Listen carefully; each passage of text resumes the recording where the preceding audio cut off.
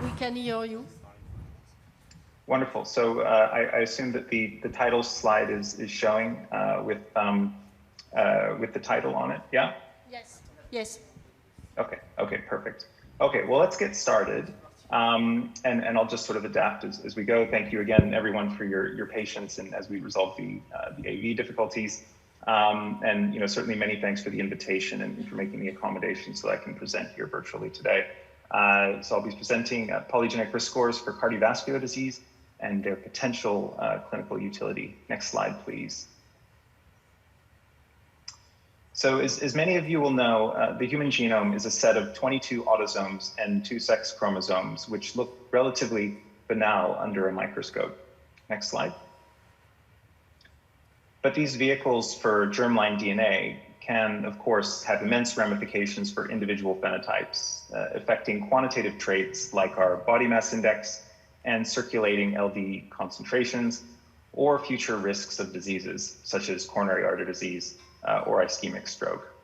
On average, about 40%, perhaps 50% of the variation in a given phenotype is attributable to inherited DNA. Next slide, please. Despite its importance in explaining disease risk, the human genome is an immense and complex sequence of information running over 3 billion base pairs in total. And as you can see from this exhibition at the Wellcome Collection in London, the simple text of A's, C's, G's, and T's of the human genome would fill an entire bookshelf. Next slide, please. Yet explaining the meaning of the human genome sequence is another matter entirely.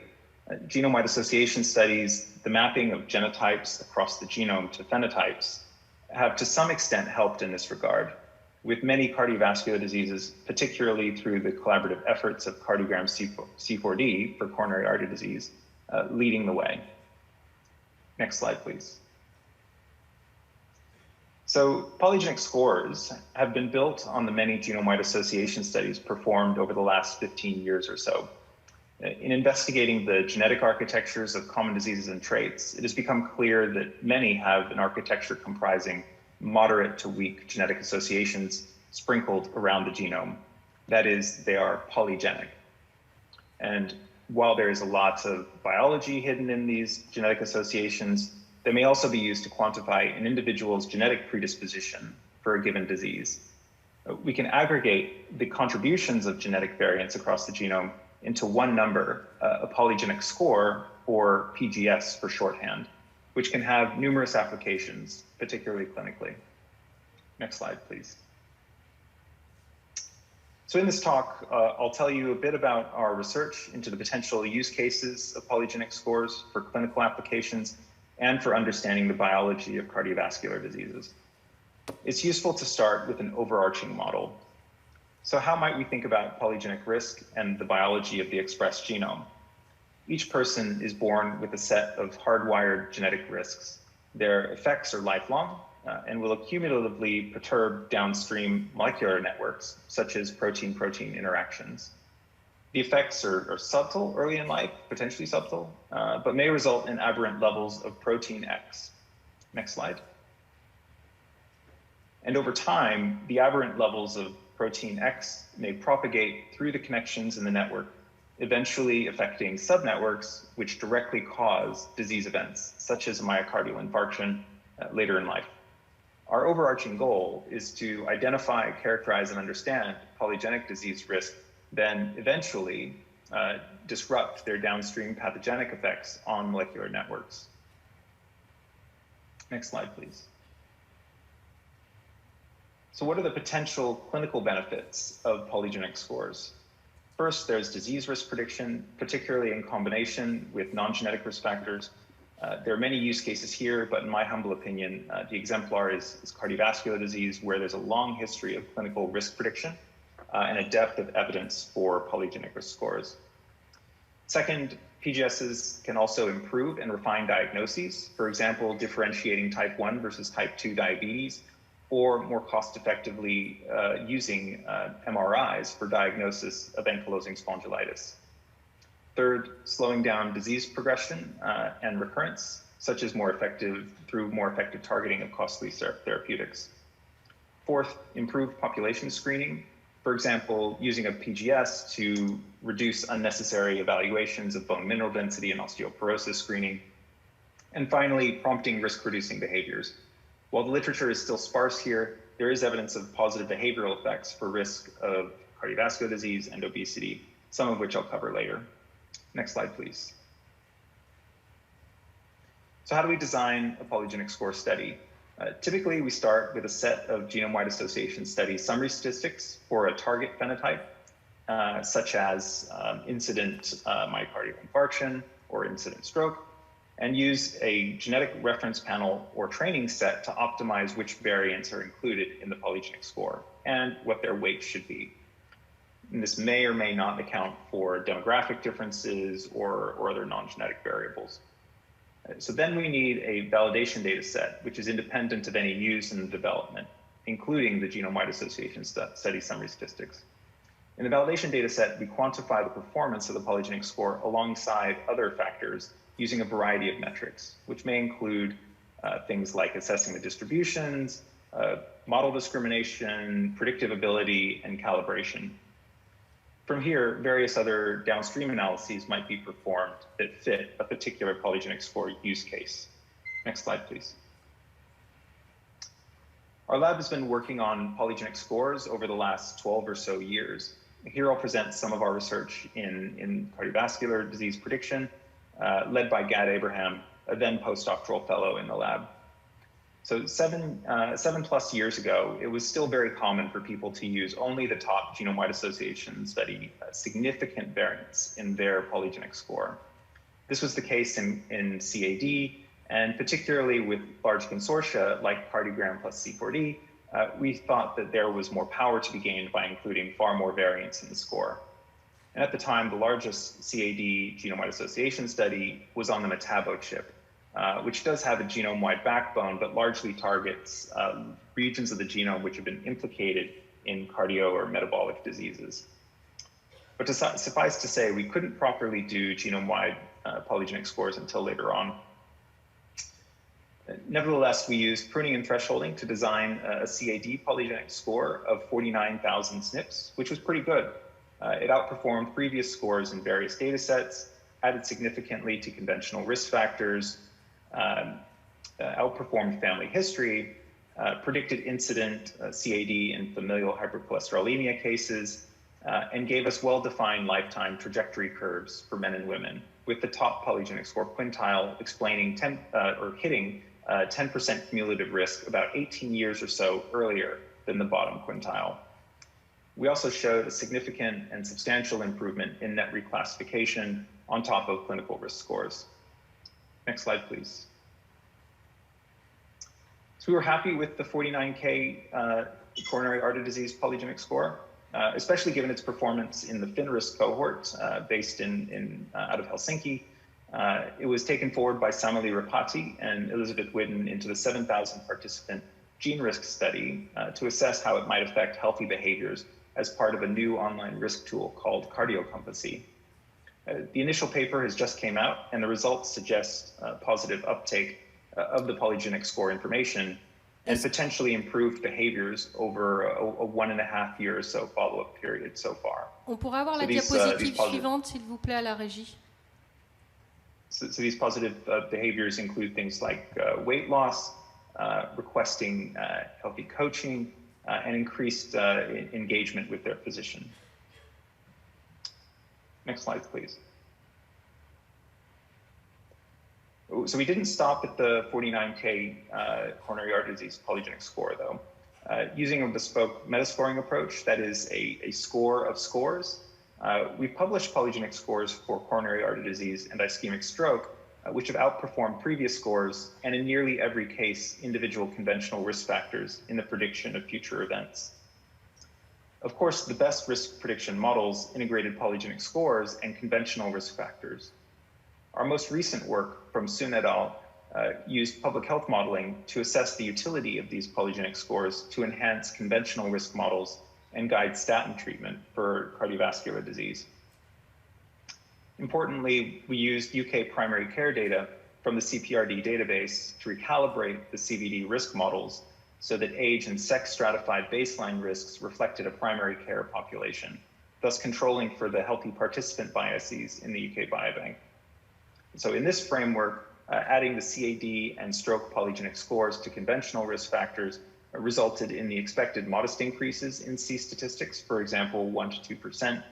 However, we found that this may indeed translate into meaningful public health benefits. The polygenic scores correctly increased or decreased 10-year cardiovascular risk for about 22% of individuals in UK Biobank. However, for treatment decisions, we found it was most efficient to target polygenic scores to those at intermediate risk using conventional risk factors, i.e. 5 to 10% 10-year CVD risk. For this group, when using the UK's NICE treatment guidelines for statins, addition of the polygenic scores was estimated to increase the number of prevented CVD events by about 7%. While that may seem modest on the face of it, 7% may translate into substantial benefits when scaled nationally. While further population scale modeling is needed, if we extrapolate using the UK's Office of National Statistics demographic data, this polygenic score guided statin usage may help prevent an additional 20,000 or so CVD events per 10 years in the UK. Notably, this is all based on very simply dropping polygenic scores in alongside conventional risk factors, taking advantage of the fact that polygenic scores can be calculated early in life. There are likely further gains to be made in taking a polygenic risk score first approach. Next slide, please. In terms of prescribing and drug efficacy, we've seen in retrospective analyses of large trials that individuals at high polygenic risk of coronary heart disease, i.e. individuals in the top 20% or so of the PGS, see disproportionately large benefit in relative and absolute risk reductions for coronary events. This is the case for both statins, next slide please, and for the new generation of PCSK9 inhibitors.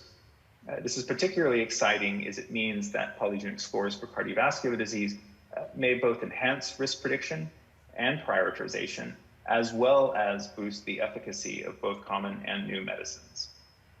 Next slide, please. While they show potential for improving how we prevent and manage cardiovascular and many other diseases, we were struck a few years ago by how disproportionately poor and variable the reporting was for polygenic score studies. So I'll use this as a little bit of this sort of transition here to broaden a little bit beyond cardiovascular and tell you a little bit about the work that we've been doing in terms of tool development and ensuring that we have a good sort of translational foundation for our work in the CVD polygenic score space. So that includes our assessment of the literature and for example here you can see studies reporting a variety of metrics like AUROCs, C indices, odds ratios, hazard ratios, R squared, et cetera. Even for a single phenotype, there are sometimes dozens of polygenic scores constructed using different methodologies and different disease definitions. This has been and still is a major challenge for the field in terms of interpreting, comparing, and contrasting polygenic scores. Next slide, please. This led to our development of the polygenic score catalog, or pgscatalog.org, a wonderful collaboration with Jackie MacArthur and Helen Parkinson at the European Bioinformatics Institute. The collaboration was led on my lab side by Sam Lambert, a then postdoctoral fellow and now assistant professor at Cambridge University. As you're probably aware, the catalog is an open repository for polygenic scores, which contains the scoring information, for example, the variants and their weights, as well as relevant metadata in order to apply and rigorously evaluate polygenic scores. The catalog currently contains about 2,600 polygenic scores for 550 traits, drawn from curations of about 320 publications. The PGS catalog has become a central community resource, underpinning many polygenic score activities across academia and industry, and continues to be a close collaboration of the European Bioinformatics Institute, the GWAS catalog, Cambridge University, and Health Data Research UK. Next slide, please. So for cardiovascular phenotypes, there are currently 119 different polygenic scores in the catalog. These range from coronary artery disease, which perhaps is expected, has the most PGSs with 29, to atrial fibrillation, which has 10 polygenic scores assigned to it, or to 80 polygenic scores or so for for cardiovascular biomarkers, including things like lipids, C-reactive protein, and QT interval. Next slide, please. I won't go over all aspects of the PGS catalog. It'd be great if people here want to browse it themselves. But I'll focus here on some of the key information for the scores themselves, as well as our most recent updates and upcoming capabilities. And hopefully this gives people who aren't necessarily doing the analysis day in and day out an idea about what we're working with directly. You can actually see the scores themselves, for example. So by way of background, the PGS catalog makes available all of its polygenic scores via a scoring file, which contains the variant information, affected alleles, and corresponding weights. Next slide, please. So here's an example on the lower left. The consistent formatting allows scalable calculation of raw scores to any new samples. Next slide, please. Which facilitates independent evaluation of scores, either for different or similar use cases as the original study. And with the analysis details and published performance metrics also in the catalog, people can compare their results to the original study to hopefully validate and extend. Next slide. Importantly, the PGS catalog has been developed alongside polygenic score reporting standards, such as the 22-item PRS reporting standards, or PRS-RS, which came out last year. PRS-RS was a fantastic collaboration, this time with the NIH ClinGen Complex Disease Working Group, led by Genevieve Wojcik and Hannah Wand. And the PRS-RS has thankfully been widely adopted since then, and hopefully is elevating the quality and the rigor by which polygenic score studies are assessed. Next slide. For each polygenic score, there is a page with key information, such as the trait on which the polygenic score has been trained. Next slide. The methodology used to construct the polygenic score, including any relevant parameterizations. Next slide.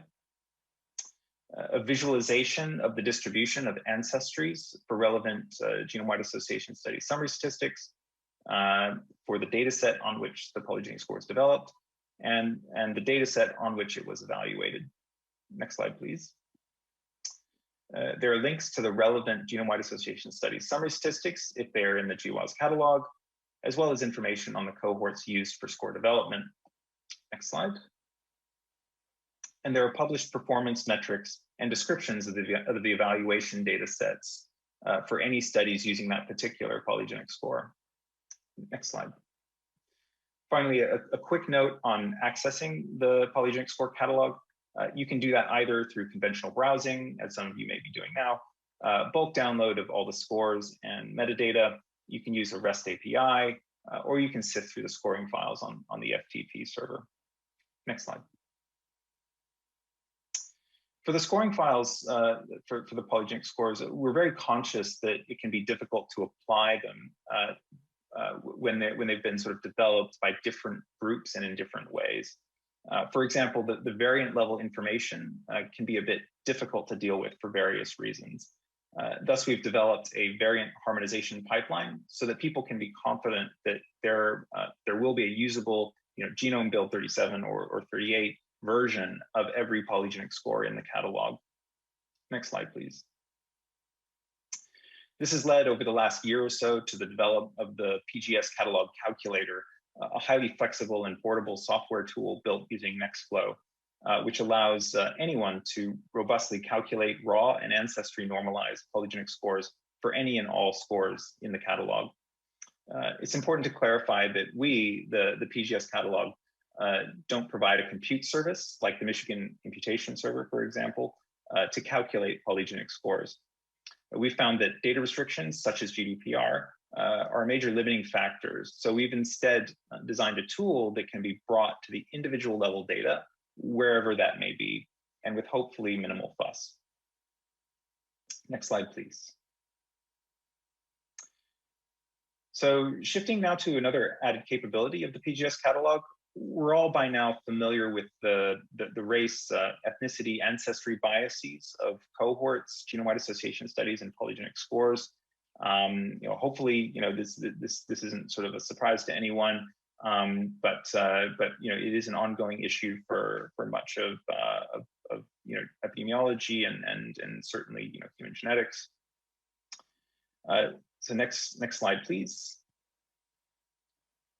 So since the beginning, the PGS catalog has been interested in systematically quantifying the performance gaps between ancestries in published polygenic score studies. For example, there's the colorectal cancer benchmarking in the original 2021 PGS catalog paper using European, African, and South Asian ancestries in the UK Biobank. Next slide, please. So we realized that a major limitation of the PGS catalog is the absence of directly comparable performance metrics, and are in the process of systematically benchmarking the catalog using external, large-scale, and diverse cohorts. The benchmarking brings together various strands of harmonization, calculator, and phenotypic matching using the Health Data Research UK caliber phenotypes. Next slide, please. Where appropriate, we validate on multiple external cohorts, which include, but are not limited to, the Estonian Biobank, UK Biobank, Genes and Health, the US Million Veterans Program, and Japan Biobank. Using these, we generate a series of metrics for each polygenic score, which are consistent across cohorts and ancestries. Next slide, please. Perhaps the best example is actually coronary artery disease, with 13 polygenic scores that we've tested over a 12-year period from 2008 to 2020. So these are nearly all polygenic scores that were published during that 12-year period. Our benchmarking analyses across European, South Asian, and African ancestries demonstrate the variation in attenuated but not ablated predictive value of the coronary artery disease polygenic scores. Next slide, please. Perhaps reassuringly, the rank order by odds ratio of the polygenic scores is maintained across ancestries within cohorts. So the selection of the top performing polygenic score generally wouldn't change from ancestry to ancestry. Next slide, please. This observation generalizes beyond coronary artery disease to other cardiovascular diseases and phenotypes, including things like breast cancer, colorectal cancer, diabetes, and depression. Next slide, please. So we're now working on incorporating this information into the PGS catalog. I've included a little animation there on the right. Hopefully that still plays given the slide thing. But if not, that's okay. So that we've incorporating this information in the PGS catalog so users can themselves be able to browse and get a rigorous indication of which is the best polygenic score for their particular use case. The PGS catalog is also looking to expand systematic benchmarking to new scores and phenotypes as these become available. Next slide, please. So taken together, the many analyses, resources, tools from researchers right across the world have stimulated interest in implementing polygenic scores as part of routine healthcare. For example, in the UK's NHS health check, which invites all adults aged 40 to 74 every 5 years or so to have a set of risk factors measured and enter into lifestyle and risk management or clinical assessment programs. The Public Health Genomics, or PHG Foundation, in particular, has done some excellent exploratory work on the NHS health check and the use of polygenic scores for risk of cardiovascular disease. While it is early days, and indeed with polygenic scores constantly increasing in performance, transferability, and ease of use, there may be scope, at least in the UK, to incorporate polygenic score information alongside other risk factors as part of national screening and risk management programs. And many other countries, some of which are in Europe, are also assessing this as well. Next slide, please.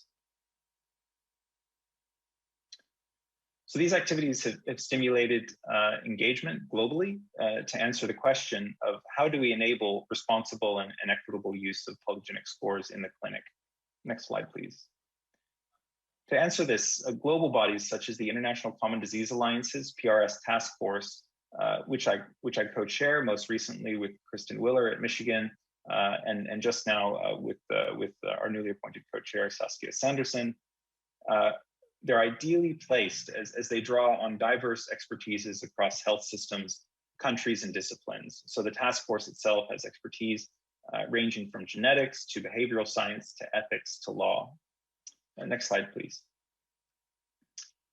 With translational efforts ramping up around the world, the ICDA PRS task force has recently assessed the potential benefits, potential risks, and research gaps facing responsible use of polygenic scores. And while there's not enough time to go over the specifics now, but some of which I have touched on in this talk, I'd urge everyone to have a look at our recently published paper. In my view, it's one of the most comprehensive and clear-eyed accounts out there on the state of polygenic score research and translation. Next slide, please. Now I want to shift gears a little bit and tell you about how we're using polygenic scores to understand the molecular etiologies of common diseases with a focus on coronary artery disease, with the aim, of hopefully, identifying and eventually leading to, better preventative therapeutics. So next slide, please. So far, we've tackled this challenge in two key ways. The first of which is to address the question of what are the protein mediators of polygenic risk on incident disease. We've made recent progress on this thanks to a postdoc in the lab, Scott Ritchie, who's led a large collaborative effort to do integrative analysis of polygenic scores and somologic plasma proteomics for roughly 3,000 or so participants in the interval blood donor study. Next slide, please. There's a lot more in the paper, but I'll touch on the main findings here.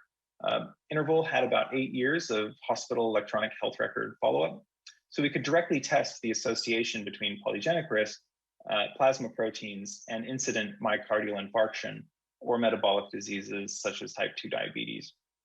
We found 28 proteins were associated with both polygenic score and incident disease, with consistent directionality of effects for all proteins.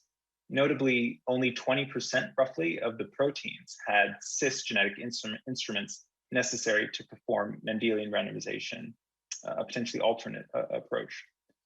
So of these 28 proteins, we found enrichment of significant mediator effects, with 16 proteins showing statistically significant mediation, and one protein, the diabetes drug target, insulin-like growth factor binding protein, passing Bonferroni correction. With 12 of these proteins known druggable targets in drug bank, we hope our findings demonstrate that combining polygenic scores with large multi-omic cohorts can offer promising avenues for dissecting putatively causal disease biology. Next slide, please. Our most recent work currently in review focuses on using genetic variants to impute or predict multi-omic traits. This builds on the fantastic, you may have heard of it, PredictScan work of Gamazon and Im. So here, our aim is to enable any cohort with genotype array data at least to create their own genetically predicted proteomic, metabolomic, and transcriptomic data. With this, they can perform a variety of analyses downstream, for example, biomarker scans. It's of course not as powerful as generating one's own multi-omic data, but the difference in statistical power is proportional to the prediction noise. So there's probably still quite a bit to be gained for large cohorts. One note, instead of the term polygenic scores, I tend to like to refer to these as genetic scores here, because the genetic architectures of genome expressed, in particular molecular traits, are much simpler than common diseases. With the associated genetic variants tending to be tightly clustered around index genes and key pathway regulators. Next slide, please. To build genetic scores, we again use the interval cohort, but now leverage the wide range of multi-omics platforms available, including SomaLogic SomaScan, Olink proteomics, Metabolon HD4 metabolomics, Nightingale Health metabolic biomarkers, and Illumina whole blood RNA sequencing. Next slide, please.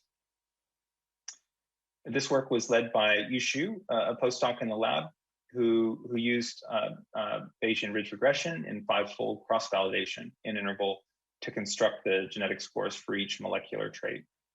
So for feature selection, we did some initial testing with a range of different sets, but found that genome-wide significant cis and trans QTLs offer the best prediction R-squared with minimal overfitting. To assess these genetic scores, we performed both internal validation in a 20% test set of interval, as well as external validation by engaging a global network of diverse cohorts from Europe, Asia, and the US. Next slide, please. Our external validations included cohorts such as Fenlands from the east of England, Orcades and Viking from Scotland, UK Biobank, Northern Sweden Population Health Study, African Americans from the Jackson Hart Study, and the Singapore multi-ethnic cohort, all of whom brought different combinations of the 5 omics platforms we constructed scores for. Next slide, please. Overall, we were able to construct genetic scores for about 17,000 multi-omic traits, of which about 10,000 reached von Ferroni significance when predicting their directly measured trait in internal validation. And you can see the breakdown there across the omics platforms. So nearly 6,000 scores could explain at least 10% of the trait variation, and about 400 could explain half of the trait variation or more. So as expected for all multi-omic platforms, there was a heavily right-skewed distribution of R-squared values. Next slide, please. With a large number of traits being not or somewhat genetically predictable, and a small number being highly predictable. So interestingly, we found that some platforms were particularly amenable to genetic prediction, for example, O-link proteomics, while others, such as Nightingale biomarkers, were less so. Next slide, please. Reassuringly, we found strong correlations between R-squareds for interval validation and the external validation cohorts across all platforms, indicating that overfitting was relatively small or minimal, and thus supporting the robustness of our models. However, this was all for data of European ancestries. Next slide, please. We found, as expected from complex trait analyses, the attenuation, but not ablation, of genetic score performance when we looked in Chinese, Indian, Malay, and African American ancestries. From what we could tell, this was largely due to allele frequency differences and data missingness, but also likely down to differences in linkage disequilibrium and perhaps allelic heterogeneity.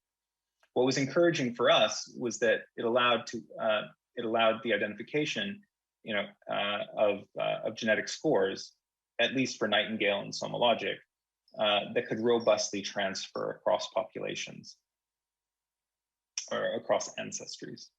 Next slide, please. To demonstrate the application of these genetic scores, we created a genetically predicted, i.e. synthetic, multi-omic data set for UK Biobank, then performed a phenome-wide association scan for all gene expressions, proteins, and metabolites. And we identified over 18,000 associations at a false discovery rate of 5% across about 1,100 feed codes. Next slide, please. Our hits included many known putatively causal biomarkers such as LDL and IL-6 with coronary artery disease. And in this synthetic multi-omic UK Biobank dataset, we also validated the associations of disease PRS to protein mediators in our Ritchie et al. Interval study, which I mentioned previously, which was published last year, including 8 of the 11 putatively causal mediators for coronary artery disease. So it's rather exciting to have 2 orthogonal sets of analyses giving you nearly the same answer. Next slide, please. And as always, we're keen to generate open resources for the wider research community. Here we've developed the OmicsPred portal, omicspred.org, where we provide all the multi-omic genetic scores to the community for free and open validation and for the application to their own research programs. And in the future, we plan to vastly expand omicspread in terms of genetic scores, platforms, cohorts, with continued exemplar applications. Next slide. So hopefully this is the take-home messages. So to sum it up, hopefully I've impressed upon you the potential and the potential clinical and biological utility of polygenic scores. A few of the take-homes I'd highlight would be, there are many clinical areas in which polygenic scores have potential utility, but with cardiovascular disease prediction, I think it's probably a prime example, that may hopefully, end up transforming how we've intervened early, ultimately allowing us to detect and stop, CVD events, more frequently and earlier. So while promising, we also must make systematic benchmarking of polygenic scores the norm, particularly as performance varies across ancestries and other demographics, making sure that we don't introduce unnecessarily and unknowingly additional inequalities in healthcare. So since we're in the translational phase now, it's essential that geneticists branch out and engage quite distant disciplines, including those behavioral and social sciences, and even with law. So we're at the point now, where we can identify molecular targets of polygenic disease risk, such as that for coronary artery disease, and this brings with it the potential to tailor therapeutics to those of high polygenic risk. And just on the genetic scores for multi-omics traits, I think we really are at a turning point. And this should enable powerful and hopefully cost-effective omics analyses for both existing cohorts and the many 1 million plus participant biobanks on our horizon. And finally, but most importantly, open resources, data sharing and standards can really elevate our research and bring the public and patients along with us. Next slide, please. And last slide. Finally, I want to thank my lab, who soldiered on, through an extremely tough pandemic, as well as the many, many collaborators who've made the lab's research possible. I wish I could list you all, but hopefully this drives people to read the papers themselves. So thanks to you all for listening, and I'm happy to take questions.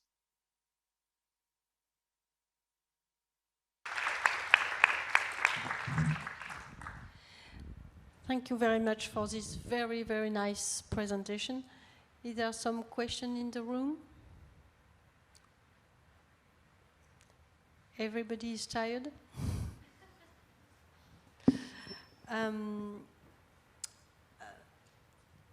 I've got one, but you partly answered at the end of the talk. I was wondering about polygenic risk score are mainly performed for binary traits such as a phenotype, but for sure in your catalog there is also polygenic scores for quantitative traits such as plasma level of cholesterol or triglycerides. Yes, absolutely. Yes, so we're relatively agnostic with respect to the phenotypes that we catalog. Really, the only inclusion criteria for the polygenic score catalog is one of validity for the score itself. That is, it needs to be externally validated in a data set that's independent of the data that it was trained on. There's we don't have sort of complete coverage of all the phenotypes that are published. Indeed, there are limitations for some phenotypes in terms of sharing polygenic scores themselves, right? So in particular for things like the behavioral sciences, there's a lot of limitations to sharing the summary statistics. So there's a relative depletion of behavioral phenotypes in the PGS catalog. So hopefully that gives you an idea of the phenotypic landscape that we made available. Okay, I will go. And there is a question in the room from Sami. Thank you very much. I'm Sami Hadjadj from Nantes, France. I was wondering about one assumption that you that you get started with, saying that approximately 50% of the variation was something heritable. And maybe you're right, but how does it come from your current data? So good question. So the heritability estimates are done separately. So they're not done from our they're not done from polygenic scores currently. There's about a 50+ year history of calculating the heritability of human phenotypes, and people have actually done meta-analyses based on 50+ years of literature of family studies of comparisons of monozygotic and dizygotic twins that allow you to calculate, what proportion of the variance in a particular trait is due to inherited DNA. So that is completely independent of a lot of the PGSs that we've developed and the ones that we have in the catalog.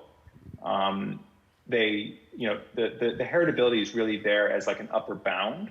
So if you had a maximally performing polygenic score, one that explains all the genetic variants of coronary artery disease, for example, you'd still probably only explain 50% of the overall trait variability.